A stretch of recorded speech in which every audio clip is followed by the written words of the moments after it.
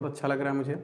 बहुत सारे बच्चे अभी कमेंट भी कर रहे हैं, भैया कब स्टार्ट होगा, कब से स्टार्ट होगा। चलिए स्टार्ट हो गया है आपका एजुकेशन पॉइंट 10वीं क्लास, यानी यूरोप में राष्ट्रवाद। यूरोप में राष्ट्रवाद। आप इसको सपोर्ट मटेरियल करने के लिए सही बच्चे उत्सुक हैं, क्योंकि 10वीं का सपोर्ट मटेरियल अभी किसी बच्चे को उपलब्ध नहीं कराया गया हुआ है स्कूल की तरफ से। तो मैं एजुकेशन पॉइंट से जुड़े सही बच्चों को कहूँगा कि सभी सवालों का जवाब करके लाएं और बढ़िया से समझने की कोशिश करें। ये आखिरी साल है आपके पास कि 10वीं तक आपको कुछ समझने के लिए कि यूरोप में राष्ट्रवाद का उदय कैसे हुआ था। हमने सपोर्ट मटेरियल पहले ही आपके लिए डाउनलोड कर रखा है, तो चलिए स्टार्ट करते हैं।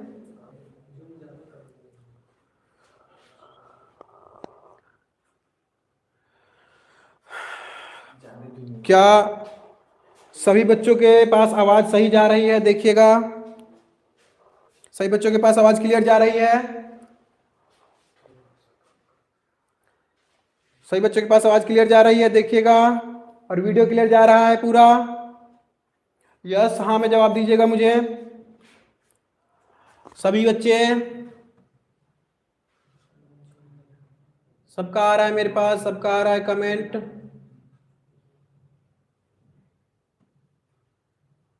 कमेंट आ रहा है मेरे पास।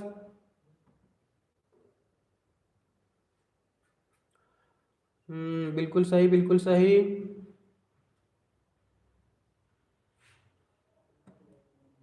चलिए सही बच्चे लाइव आ जाएं, जितने ही बच्चे हैं।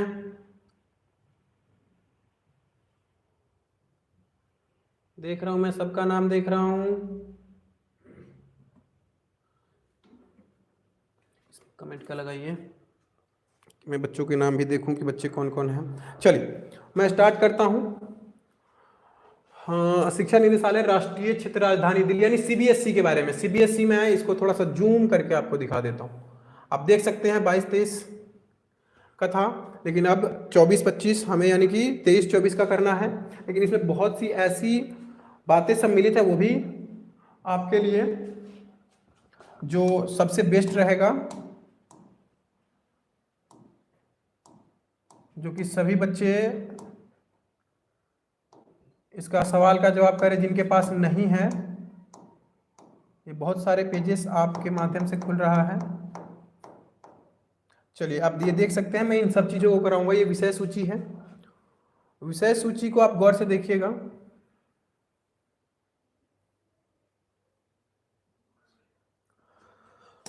विषय सूची में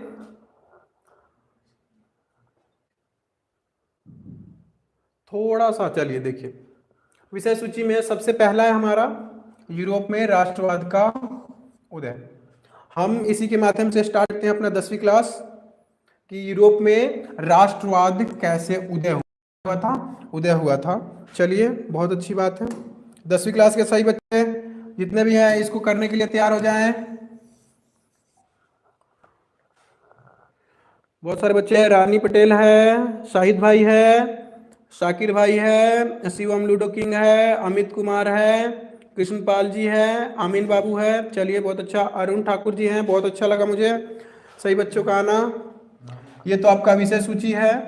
तो स्टार्ट करते हैं हम यूरोप में राष्ट्रवाद का उदय। सबसे पहले इस चैप्टर के बहुत सी ऐसे पहलुओं पर जाएंगे जो आप लोग शायद ही जानते होंगे। चलिए देखिएगा, बिल्कुल क्लियर दिख रहा है क्या आप सभी बच्चों को?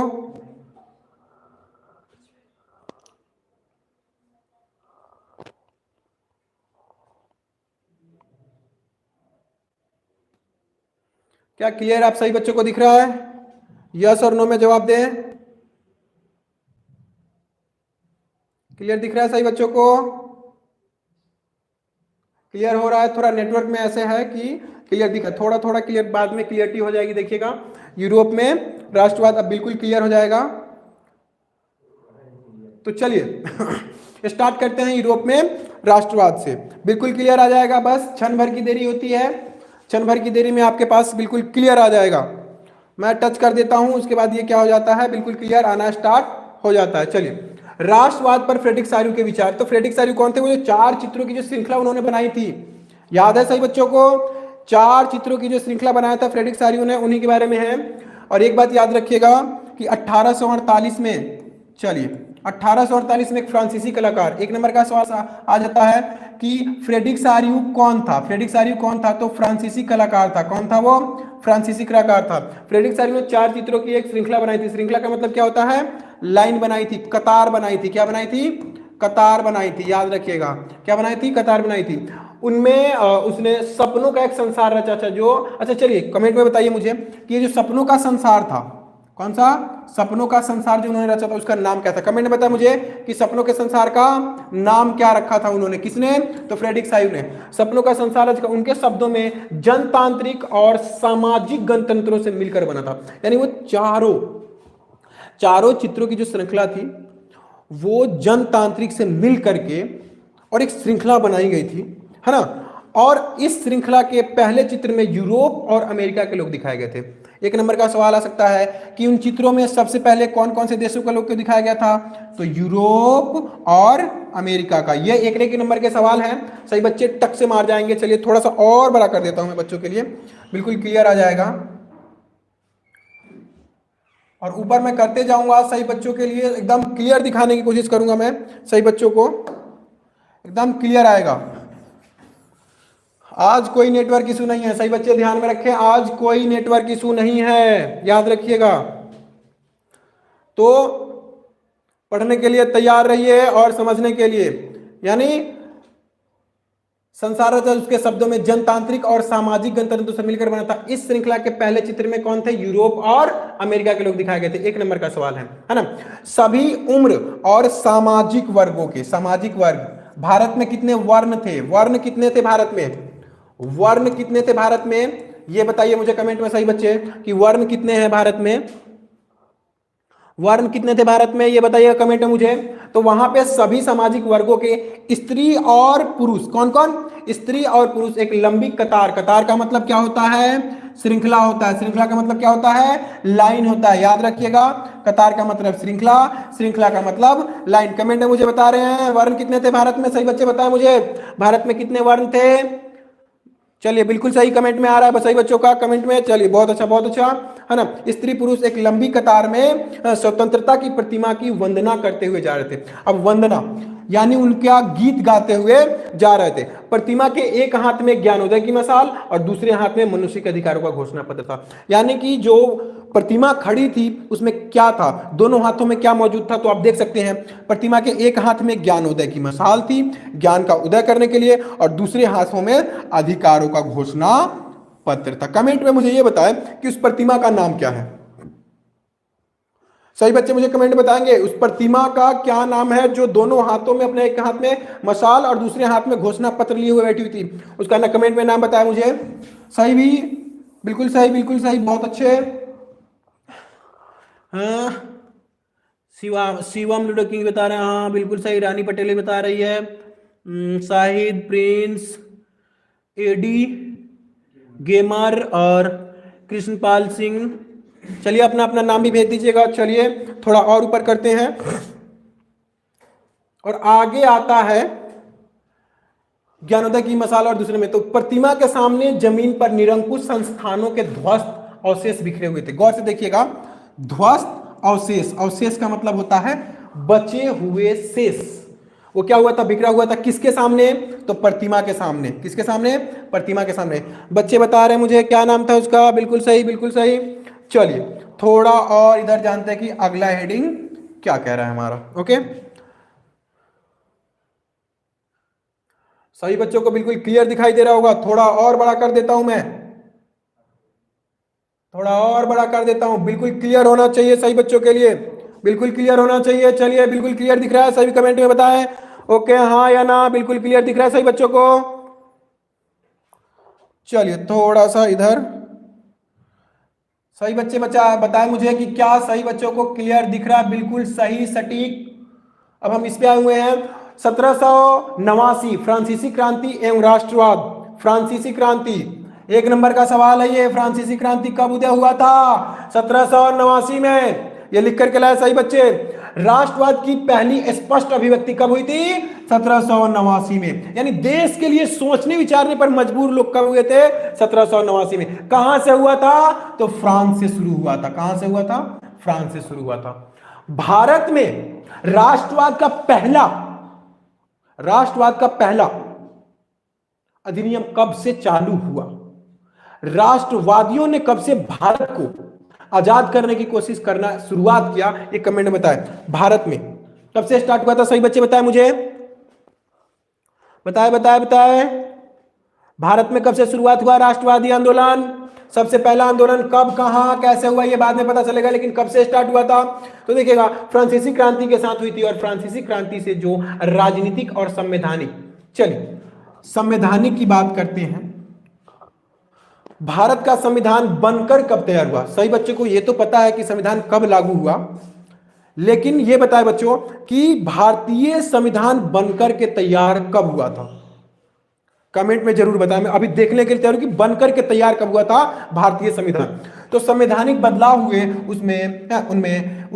उनसे प्रभु सत्ता, राजतंत्र से निकलकर फ्रांसीसी नागरिकों के समूह में हस्तांतरित हो गई। हस्तांतरित का मतलब क्या होता है?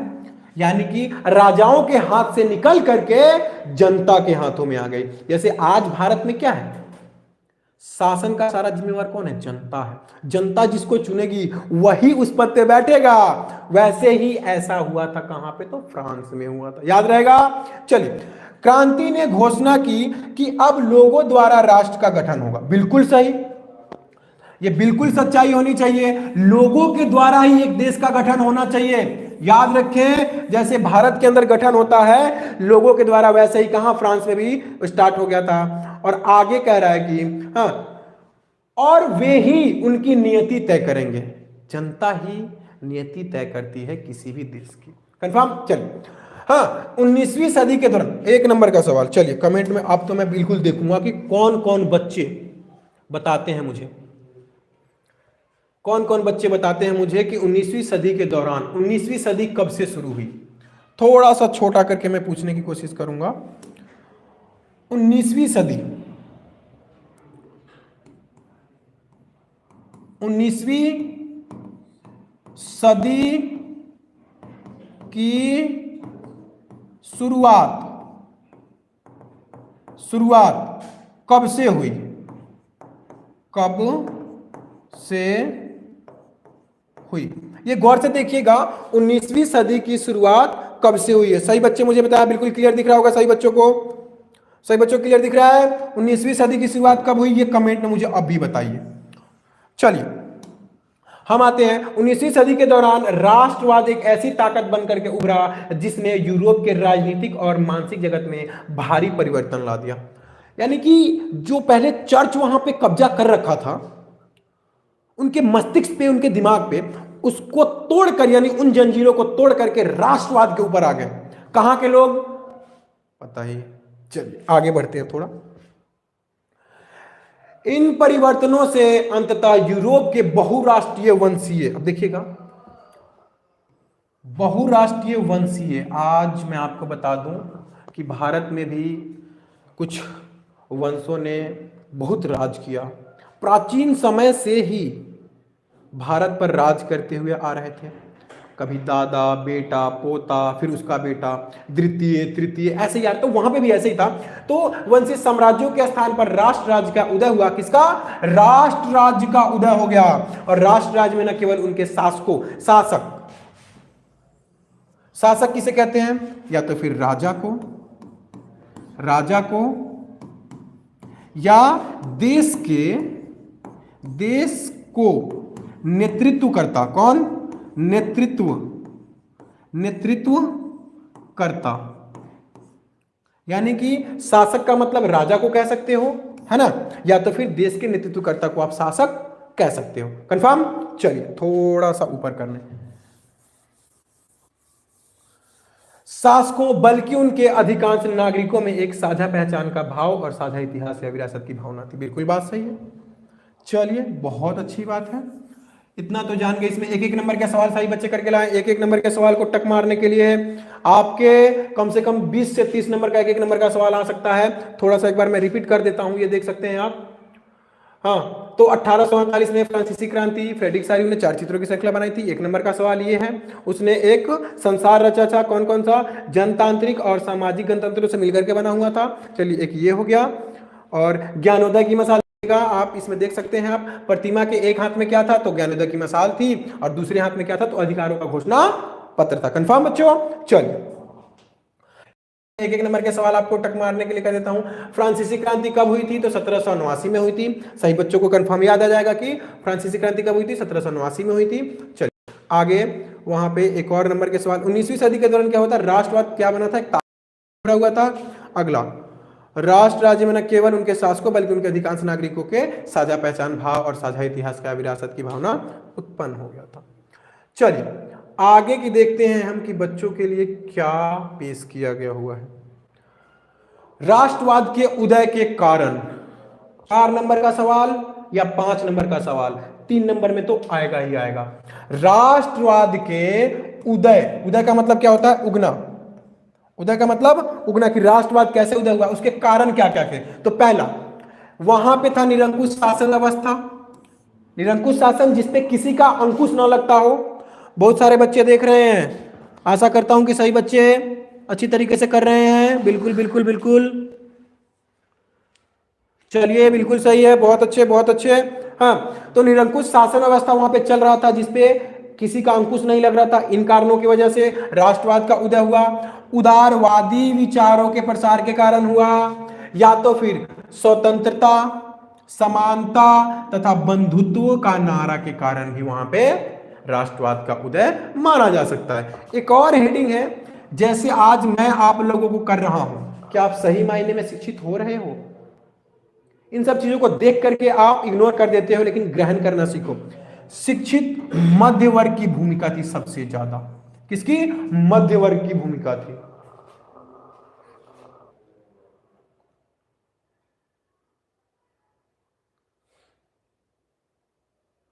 शिक्षित वर्ग, देखिए शिक्षित मध्य वर्ग की भूमिका थी बहुत ज्यादा। इनके कारण से हो सकता है राष्ट्रवाद के उदय कारण। चलिए बिल्कुल सही। अब चलिए थोड़ा सा और आगे जाते हैं हम। इसको स्क्रीनशॉट लेकर के आप इसको उतार करके ही लाएं, देखिए कितना अच्छा चीज है। राष्ट्रवाद के उदय के कारण आप बता सकते हो, निरंकुश शासन व्यवस्था के बारे में लिख के ला सकते हो। 5 नंबर में उदारवादी विचारों का प्रचार हुआ था, स्वतंत्रता, समानता तथा बंधुत्व का नारा हुआ था, शिक्षित मध्य वर्ग की भूमिका हुई थी। चलिए आप इसको देख सकते हैं, मैं थोड़ा सा इरेज कर देता हूं और आगे देखता हूं कि आगे बच्चों के लिए कौन कौन सी चीजें मौजूद है जो कि बच्चों को जानना बिल्कुल आवश्यक है। अगले पेज पे चलते हैं हम। अगला पेज क्या कहता है, चलिए ये सही बच्चों को क्लियर दिखाई दे रहा है क्या? कमेंट में बताएं, ये दिखाई दे रहा है? पागला सब झूठा। चलिए यहां आती है आपके लिए एक और महत्वपूर्ण सवालों से भरा हुआ। हाँ, यूरोप में राष्ट्रवाद, यूरोप में राष्ट्रवाद का क्रमिक विकास, यूरोप में राष्ट्रवाद का क्रमिक विकास कैसे हुआ था। क्लियर दिख रहा है सभी को? एकदम क्लियर, एकदम क्लियर। देखिए चंद सेकेंडों में जैसे ही टच किया बिल्कुल क्लियर दिखाई देने लगा। बिल्कुल सही, क्लियर दिखाई देने लगा। चलिए सबसे पहले देखते हैं कि क्रमिक विकास कब से हुआ। तो फ्रांसीसी क्रांति तो आपको पता ही है कि कब से कब तक हुआ था। नागरिक संहिता 1804, 1 नंबर का सवाल, जिसे नेपोलियन संहिता भी कहा जाता है, याद रखिएगा। तो नागरिक संहिता को हम नेपोलियन संहिता, 1 नंबर का सवाल टक से मार सकते हो। वियना संधि कब हुई थी, 1 नंबर का सवाल, वियना संधि कब हुई थी? 1815 में। उदारवादियों की क्रांति कब हुई थी? 1848 में। एक एक नंबर का सबसे महत्वपूर्ण सवाल है, ज्यादातर बिहार और सीबीएसई वालों के लिए, है ना। उदारवादियों की क्रांति और जर्मनी का एकीकरण। हाँ, 1 नंबर का सवाल ये सबसे महत्वपूर्ण है, जर्मनी का एकीकरण और इटली का एकीकरण। ये सवाल आपका महत्वपूर्ण जा रहा है। इटली का और जर्मनी का एकीकरण कब और किसने किया, ये सब सवाल सही बच्चों के मन में फूटता रहता है कि काश इसके बारे में मुझे पता चल जाए, हम लिख दें पेपर में कि हमें सटीक सटीक नंबर मिल जाए। चलिए आगे जानते हैं क्या है फ्रांसीसी क्रांति के आरंभ। आरंभ का मतलब होता है शुरुआत, आरंभ का मतलब क्या होता है? शुरुआत होता है। क्या होता है? शुरुआत से ही फ्रांसीसी क्रांतिकारियों ने ऐसे अनेक कदम उठाए जिनसे फ्रांसीसी लोगों में एक सामूहिक पहचान यानी राष्ट्रवाद, सामूहिक पहचान का मतलब राष्ट्रवाद की भावना पैदा हो सकती थी। बाद में नेपोलियन बोनापार्ट, इसका पूरा नाम था नेपोलियन बोनापार्ट, नेपोलियन ने प्रशासनिक क्षेत्र में क्रांतिकारी सुधारों को प्रारंभ किया, जिसे 1804 की नागरिक संहिता यानी नेपोलियन की संहिता भी कह सकते हैं। आप देख सकते हैं ये और यहां देख सकते हैं आप, इसको एक एक नंबर में लिख लें, कॉपी किताब लेकर के बैठे सभी, बहुत मजा आने वाला है। एक एक नंबर के सवाल याद रखिए सही बच्चे, है ना। संहिता के नाम से जाना जाता है। इसके अलावा यूरोप में 19वीं सदी के शुरुआती दशकों में, चलिए शुरुआती दशक कब था, 19वीं सदी का शुरुआती दशक कब था, सही बच्चे बताएं मुझे कमेंट में। किसको दिखाई नहीं दे रहा है भाई? चलिए देखिएगा, बिल्कुल सही। हमारे साथ पिंटू जी भी जुड़ चुके हैं बिहार से, पिंटू जी भी जुड़ चुके हैं बिहार से। चलिए देखिएगा आप इसको, तो यानी यहां पे कह रहा है कि इसके अलावा यूरोप में 19वीं सदी के शुरुआती दशक, तो आप बताइए मुझे कमेंट में कि 19वीं सदी का शुरुआती दशक कौन सा होता है, क्या होता है, वर्ड में मुझे कमेंट में जरूर बताएं। में राष्ट्रीय एकता से संबंधित विचार उदारवाद से करीब से जुड़े थे। किससे जुड़ा था? उदारवादी से सब कुछ जुड़ चुका था। चलिए दोबारा रिपीट करता हूं मैं एक एक नंबर के सवाल में। फ्रांसीसी क्रांति 1789, नागरिक संहिता 1804 जिसे नेपोलियन संहिता भी कहते हैं, वियना संधि 1815 में हुआ था, उदारवादियों की क्रांति 1848 में हुआ था, जर्मनी का एकीकरण 1866 से 1871 में, और इटली का एकीकरण 1859 से 1871 में। एक और चीज इसमें आता है, सामूहिक पहचान का मतलब क्या होता है, राष्ट्रवाद का मतलब यही होता है। आगे, नेपोलियन ने जो प्रशासनिक क्षेत्र में क्रांतिकारी जो सुधार प्रारंभ किया था, कब से किया था? 1804 से, जो कि यह है आपका देखिए नागरिक संहिता या नेपोलियन की संहिता भी कह सकते हो। इसके अलावा उसने यूरोप में 19वीं सदी की शुरुआत में क्या किया था? दशकों में राष्ट्रीय एकता से संबंधित विचार उदारवाद से करीब से जोड़ दिया हुआ था। जैसे हमारे देश में गांधी जी ने क्या किया था, गांधी जी ने सभी किसानों को राष्ट्रवादी आंदोलन के जरिए एकजुट कर दिया था, वैसे ही नेपोलियन बोनापार्ट ने किया था। चलिए मैं इसको इरेज करके आगे के पेजेस में देखता हूं कि क्या है बच्चों के लिए कुछ खास। ज्यादातर जो बच्चे इस चैप्टर को नहीं पढ़े हैं वो इस वीडियो को देख लें, आपको हर चीज पता चल जाएगा। चलिए इसको देखने के लिए आप मन शांत करके रखना पड़ेगा सही बच्चों को। मैं एकदम क्लियर करके दिखाऊंगा और सभी को बिल्कुल बढ़िया तरीके से क्या क्या होने वाला है। फ्रांसीसी क्रांति एवं राष्ट्रवाद, आप इसको देख सकते हैं क्योंकि ये जैसे सपोर्ट मटेरियल है बिल्कुल सेम वैसे ही है, और आपके सामने मैं सपोर्ट मटेरियल ही ला के रख रखा हूं। चलिए बहुत अच्छा, 1800 बहुत अच्छे कर रहे हैं सर, सही बात था, बिल्कुल सही बिल्कुल सही बिल्कुल सही। बहुत बच्चे कमेंट कर रहे हैं। रानी पटेल जी हाँ भैया बहुत अच्छा बहुत अच्छा। चलिए तो फ्रांसीसी क्रांति एवं राष्ट्रवाद के बारे में है, तो संविधान आधारित शासन होना चाहिए जैसे भारत में, बिल्कुल बात है। समानता स्वतंत्रता बंधुत्व जैसे विचार होना चाहिए, किसमें? जिसमें राष्ट्रवाद हो, है ना। आगे कह रहा है नया फ्रांसीसी तिरंगा झंडा आया था, है ना। नया फ्रांसीसी तिरंगा झंडा, भारत में तिरंगा झंडा है, तीनों रंगों का नाम बताएं और तीलियां कितनी है चक्र में, सही बच्चे कमेंट में यही बताएं। कमेंट में बताइए मुझे कि उस चक्र में कितनी तीलियां हैं और उस चक्र को बनने से पहले हमारे झंडे पर क्या था, कमेंट में बताइए। बड़ा मजा आएगा जानने के लिए। सही बच्चे उत्सुक हैं, सही बच्चे उत्सुक हैं जानने के लिए। जो बच्चे लाइव हैं वो जरूर बताएं मुझे।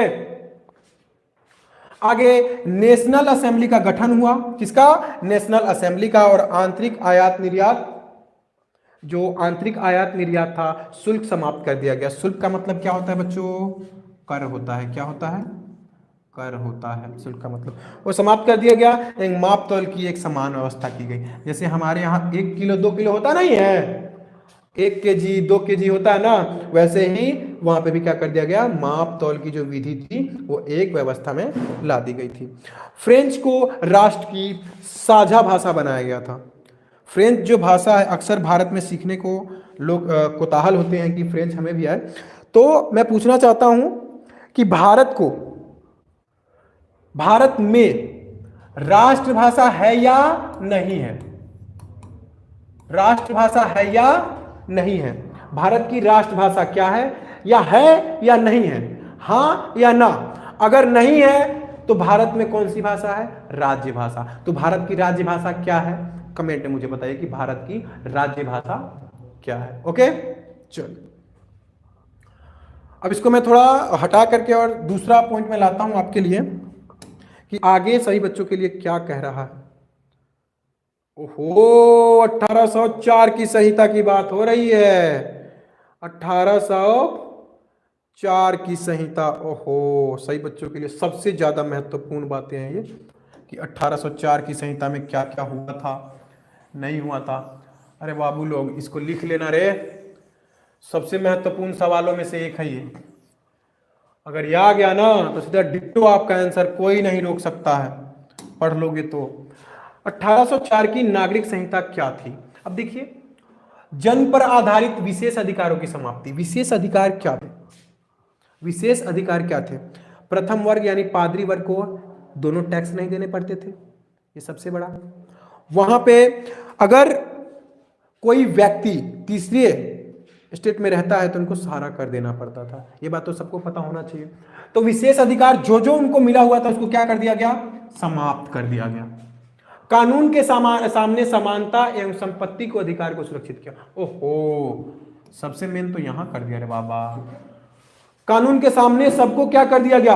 एक पलरे पर रख दिया गया, एक पलरे पर रख दिया गया, एक पलरे पर रख दिया गया। प्रशासनिक विभाजनों को सरल बनाया गया। प्रशासनिक मतलब सरकार के कामकाजों को। आगे कह रहा है सामंती व्यवस्था को समाप्त कर दिया गया था। भारत में सामंती व्यवस्था था ना भाइयों, बहुत ही ज्यादा गंदा था, आपको मैं बता दूं। तो यहां पर जो प्रशासनिक सामंती व्यवस्था इतना बेकार था कि किसानों के साथ दयनीय व्यवस्था होती थी। किसानों के भू दासत्व और जागीरदारी शुल्कों से मुक्ति हो गई। यानी समझ सकते हो ना, भू का मतलब भूमि, दासत्व का मतलब होता है दास बनकर के रहते थे, उसको समाप्त कर दिया गया। शहरों में कारीगरों के श्रेणी संघों के नियंत्रण को हटा दिया गया। शहर में जो क्या करते थे, कारीगरों की श्रेणी थी, उसके नियंत्रण थे, उसको हटा दिया गया। ये 1804 की संहिता, सीधा डिट्टो आएगा आपके क्वेश्चन में कि 1804 की नागरिक संहिता के बारे में बताएं। आप सीधा ये उतार सकते हो, किताब पढ़ने की भी आवश्यकता नहीं पड़ेगी। पक्का? चलिए मैं इसको इरेज करता हूं।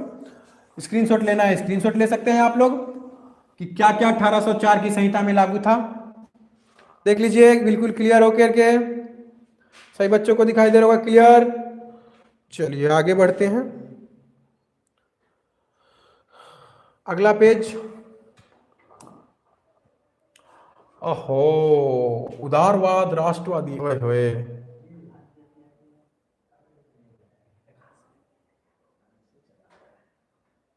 चलिए थोड़ा सा बच्चों के लिए और अच्छा कर दिया जाए।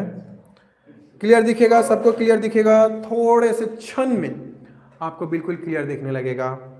ऐसे लगता है कि बच्चे उत्सुक हो जाते हैं कि भैया कब साफ दिखेगा। ये दरअसल रात में ना सभी लोग इंटरनेट का उपयोग करते हैं, जिसके कारण से लाइव होने में ना थोड़ी सी दिक्कत आती है, किंतु मैं चाहता हूं कि सभी बच्चे मेरे अच्छी तरीके से देखें और पढ़ें। आप देख सकते हैं, थोड़ा सा और बड़ा कर देता हूं मैं, नहीं हो रहा है। चलिए जूमिंग हो जाओ बच्चों के लिए, मेरे लिए बच्चे फर्स्ट हैं, उनके लिए तो मैं कुछ भी करने के लिए तैयार हूं। चलिए, उदारवादी राष्ट्रवाद यानी राजनीतिक एवं आर्थिक क्षेत्र में, किसमें? राजनीतिक एवं आर्थिक क्षेत्र में सहमति पर आधारित सरकार बनेगी, जैसे भारत में बनती है। संविधान आधारित शासन होगा, बिल्कुल सही, जैसे भारत में संविधान आधारित चलती है।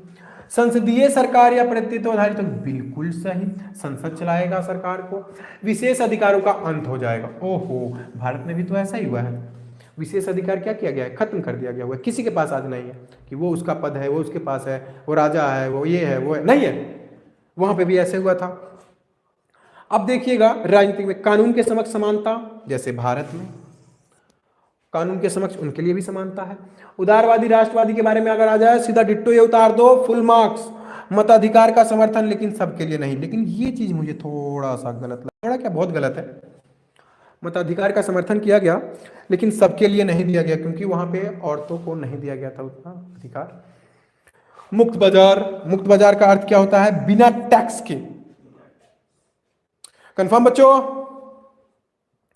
वस्तुओं एवं सेवाओं पर प्रतिबंधों से मुक्ति, यानी कि वस्तु और सेवा पर क्या गया, प्रतिबंध नहीं लगाया जाएगा, इन सब चीजों पर प्रतिबंध नहीं लगाया जाएगा। ये अगला, चलिए अगला हम देखते हैं क्या कह रहा है। ओके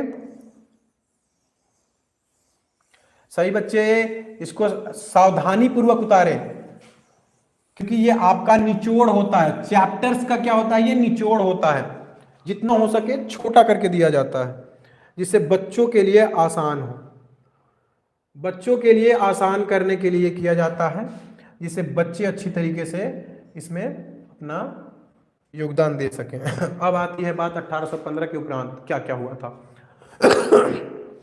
सही बच्चे घर पे रहें, घर में रहें और बाहर निकलने से पहले मास्क और टोपी जरूर लगा करके निकले। 1815 के उपरांत यूरोप में रूढ़िवाद कैसा था देखिएगा।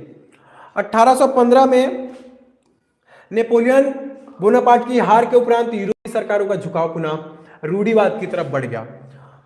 रूढ़िवाद, पुराने सोच विचार के लोगों को ही रूढ़िवाद कहा जाता है, पुरानी विधि को अपनाने वाले लोगों को ही रूढ़िवाद कहा जाता है।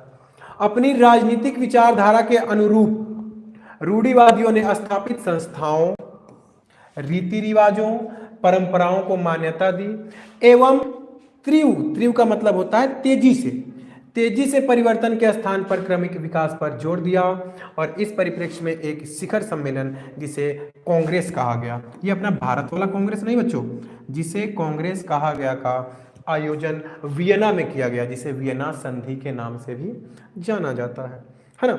इस कांग्रेस का आयोजन ऑस्ट्रियन चांसलर ड्यूक मेटरनिख ने किया था। इसका एक सवाल मुझे दिमाग में खटकता है कि यूरोप को जब सर्दी खांसी आती है, छींकता है, चलिए आगे देखते हैं इसमें। तो ऑस्ट्रिया का चांसलर कौन था, ड्यूक मेटरनिख। एक नंबर का सवाल है ना, एक नंबर का सवाल है, ऑस्ट्रिया का चांसलर कौन था, तो उसे ड्यूक मेटरनिख के नाम से जानते हैं। इस कांग्रेस में वियना संधि पर हस्ताक्षर कर लिए गए। इसको स्क्रीनशॉट ले लीजिए आप लोग और बिल्कुल अच्छी तरीके से सारे के सारे क्वेश्चन करके लाने। एक एक नंबर के जितने भी सवाल मैं आपको बता रहा हूँ, सही बच्चे एक एक नंबर के सवालों पे ज़्यादा ध्यान दें, क्योंकि सीबीएसई कहती है कि एक एक नंबर के बच्चे ज़्यादा गलत सवाल करके आते हैं, इसलिए वो एक एक नंबर के सवाल जोड़ते हैं। और जिन बच्चों को अच्छी तरीके से प्रिपरेशन करके जाते हैं और पेपर देते हैं, उनका परसेंटेज 90 अबव आता है, क्योंकि एसएसटी एक ऐसा सब्जेक्ट है जिसके माध्यम से आप प्रतिशत यानी परसेंटेज खींचते हैं 10वीं कक्षा में। चलिए थोड़ा सा ऊपर और कर दिया जाए बच्चों के लिए। चलिए इसके आगे कुछ भी नहीं है तो अगला पेज निकाला जाए। हाँ, 1815 की वियना संधि की विशेषताएं देखिए, विशेषता क्या क्या थी। बिल्कुल इजी तरीके से इसको करना है, सभी बच्चे इसको देखें और ऐसा करना है कि बिल्कुल तरीके से सारा चीज समझ में आ जाए। और मैं भी आपको ऐसी चीजों के बारे में रूबरू कराऊंगा जिससे सभी बच्चे रूबरू हो जाएंगे। चलिए 1815 की वियना संधि की विशेषताएं, चलिए इसको देखते हैं कैसे हम। तो उसकी विशेषता क्या थी, टक से मारना। फ्रांस में बुर्बो राजवंश की पुनर्स्थापना हुई। बुर्बो राजवंश, ओहो, अगर एक नंबर का सवाल मैं पूछूं, लुई 16, सही बच्चों को याद होगा, लुई 16 का जो राजवंश था, जो वंश किस वंश से था, तो बुर्बो राजवंश से। और लुई 16 की पत्नी का नाम क्या था, तो बच्चे मेरा ही मजाक उड़ाना लगा देते कि मेरी एंतोनेत, भैया आपकी एंतोनेत नहीं रे बाबा, वो लुई 16 की पत्नी थी। तो वहाँ पे बुर्बो राजवंश की पुनर्स्थापना हो गई, दोबारा से उसी के शासन में आ गया। इसका मुख्य उद्देश्य यूरोप में एक नई रूढ़िवादी व्यवस्था कायम करना था, यानी वहाँ पे पुरानी सोच को दोबारा से लाना था। किसको लाना था, तो वहाँ के लोगों के ऊपर। फ्रांस ने उन इलाकों पर से अधिपत्य खो दिया जो उसने नेपोलियन के समय जीते थे। नेपोलियन के समय में जो फ्रांस ने जीता था जिन जगहों को, वो अपना आधिपत्य खो दिया। फ्रांस के सीमा विस्तार, विस्तार का मतलब होता है बढ़ोतरी, विस्तार का मतलब होता है बढ़ोतरी। सीमा विस्तार पर रोक के हेतु नए राज्यों की स्थापना करना शुरू कर दिया। चलिए इसको भी आप बिल्कुल अच्छी तरीके से लिख करके लाएंगे, सही बच्चे। चलिए क्लियर। ये आपका सपोर्ट मटेरियल बच्चों, बिल्कुल सेम डिक्टो यही है, और सपोर्ट मटेरियल से मैं वही चीज करा रहा हूं जो आपके लिए फायदेमंद है। आप इस तस्वीर को जरा पहचानिए और गौर कीजिए कि इस तस्वीर में आपको कौन दिख रहा है। गौर से देखिएगा इस तस्वीर को कि आपको कौन दिख रहा है। क्लियर दिख रहा होगा सही बच्चों को? चलिए, इनका नाम है ड्यूक मेटरनिक, जो आपको साफ साफ यहाँ पे लिखा हुआ आ रहा है, ड्यूक मेटरनिक, ये इनका तस्वीर है। इनका जन्म, एक नंबर का सवाल है, इनका जन्म 15 मई 1773 में हुआ। कब हुआ? 15 मई 1773 में हुआ था। वे ऑस्ट्रिया के चांसलर थे। क्या थे? ऑस्ट्रिया के चांसलर थे। और 1814 से 1848 के तक के काल में इन्होंने यूरोप की राजनीति में महत्वपूर्ण भूमिका निभाई थी। कब से कब तक? 1814 से लेकर के 1848 तक इन्होंने बहुत महत्वपूर्ण भूमिका निभाई। और यूरोप के राजनीति हालातों पर टिप्पणी करते हुए इन्होंने कहा था कि यदि फ्रांस छींकता है तो पूरे यूरोप को जुकाम हो जाता है। ये सबसे महत्वपूर्ण लाइन है। इस चीज को आप लोग अपने अपने कॉपी में जरूर लिखे कि यदि फ्रांस छींकता है तो पूरे यूरोप को सर्दी जुकाम हो जाता है। किसने कहा? ड्यूक मेटरनिक ने कहा था। किसने कहा था? ड्यूक मेटरनिक ने कहा था। ये सवाल आता ही आता है, महत्वपूर्ण सवाल है ये सभी 10वीं वाले बच्चे। वियना संधि में इनकी महत्वपूर्ण भूमिका थी। और नेपोलियन बोनापार्ट युद्ध के उपरांत यूरोप की पुनर्रचना एवं पुराने राजतंत्र, यानी पुरानी जो राजतंत्र किसकी चली थी, रूढ़िवादी तंत्र की पुनर्स्थापना में उन्होंने सक्रिय भूमिका भी निभाई थी। कंफर्म?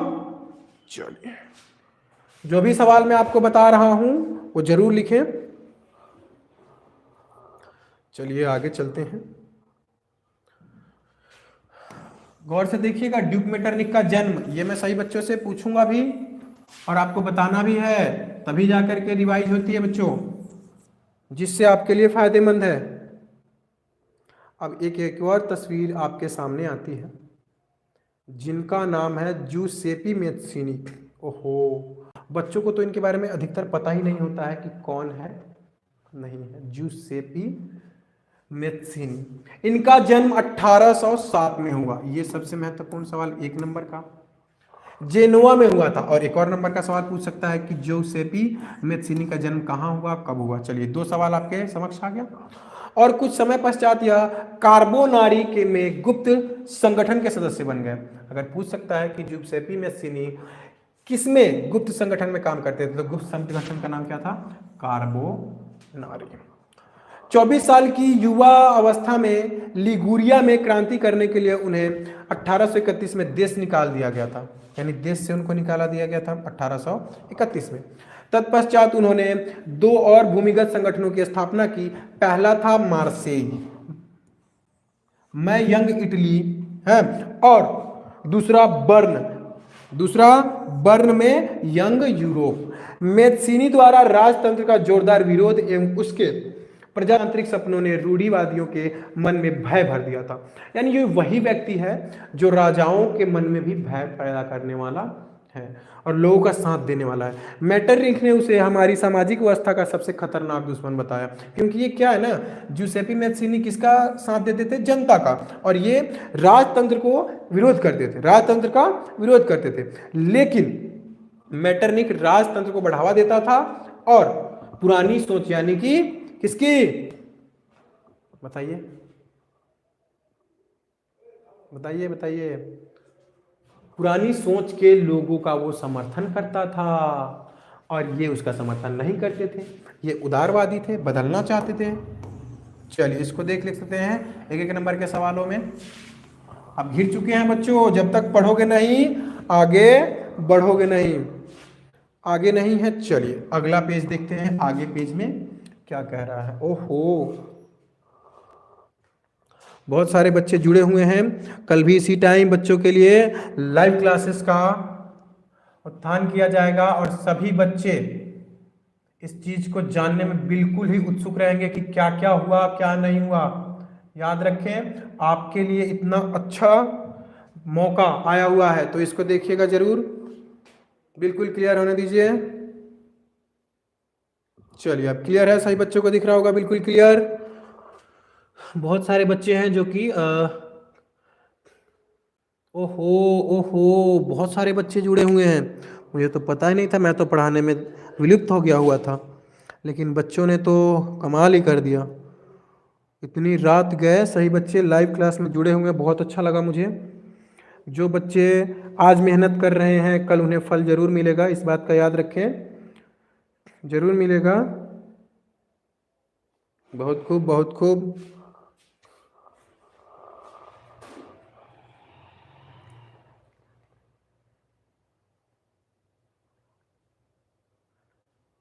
जुड़े रहें सही बच्चे। आगे देख सकते हैं आप 1848 के बाद यूरोप में राष्ट्रवाद का जनतंत्र एवं क्रांति से अलगाव होने लगा और राज्य की सत्ता को बढ़ाने के लिए, किसकी, राज्य की सत्ता को बढ़ाने के लिए, है ना, राज्य की सत्ता को बढ़ाने के लिए रूढ़िवादियों ने अक्सर राष्ट्रवादी भावनाओं, यद्यपि मध्यवर्गीय समझते हैं ना, मध्यवर्गीय मतलब बीच के लोग, जर्मन लोगों ने 1848 में जर्मन महासंघ के विभिन्न इलाकों को जोड़कर एक राष्ट्र राज्य बनाने का प्रयास किया था, मगर इसे राजशाही और फौज की ताकत द्वारा मिलकर दबा दिया गया। इसके पश्चात प्रशा ने राष्ट्रीय एकीकरण के आंदोलन का नेतृत्व संभाल लिया था। किसने? प्रशा ने, याद रखिएगा, प्रशा ने राष्ट्रीय एकीकरण के आंदोलन का नेतृत्व संभाला था। चलिए रुकिए, अभी मैं आप लोगों के लिए कुछ और भी लाया हूं। जर्मनी का एकीकरण, जर्मनी का एकीकरण। तो चलिए, अभी रात तो ज़्यादा हो गई है बच्चों और टाइम भी बहुत ज़्यादा हो चुका है, तो इसलिए मैं सही बच्चों को कहूँगा कि जितना हो सके आप लोग आराम भी करना है। दिन भर बच्चे पढ़ के थक चुके हैं, मैं भी आप लोगों को ज्ञान देते देते थक भी चुका हूँ। आशा करता हूँ कि कल इसी टाइम 10 बजे से आप लोग के लिए मैं लाइव आऊँगा और इसके आगे क्या है नहीं है सब आपके साथ रखूंगा। और जितना हो सके लाइक कमेंट जरूर करें, और जो बच्चे नए हमारे चैनल पे सब्सक्राइब करना ना भूलें। ओके, एजुकेशन पॉइंट में सही बच्चे रहें।